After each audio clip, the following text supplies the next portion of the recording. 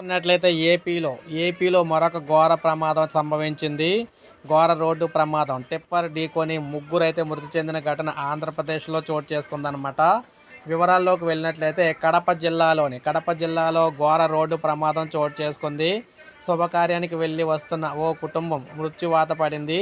జిల్లాలో మనం చూసుకున్నట్లయితే ఇక్కడ పోరుమామిళ్ళ మైదుకూరు ప్రధాన రహదారి ఎద్దుగుల జంక్షన్ సమీపంలో బైక్ను వెనుక నుంచి వస్తున్న టిప్పర్ ఢీకొట్టిందనమాట.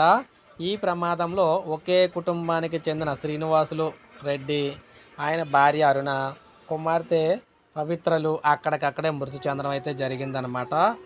ఈ మేరకు పోలీసులు కేసు నమోదు చేసి దర్యాప్తు చేస్తూ ఉన్నారు. కాగా ఒకే కుటుంబానికి చెందిన ముగ్గురు మృతి చెందడంతో చిన్నాయిపల్లి గ్రామంలో విషాద ఛాయలైతే అలుముకున్నాయి. మృతి చెందిన భార్యాభర్తలకు 11 సంవత్సరాల వయసు కలిగిన కుమారుడు ఉన్నట్లు తెలుస్తుంది. దీంతో కుటుంబాన్ని కోల్పోయిన అనాథగా అయితే మారాడనమాట. సో ఈ విధంగా పెను సంఘటన అయితే జరిగింది ఏపీలోని. ఇప్పుడే మనకు అప్డేట్ వచ్చింది. ఒక లైక్ చేయండి, సబ్స్క్రైబ్ చేసుకోవద్దు, మన ఛానల్ సబ్స్క్రైబ్ చేసుకొని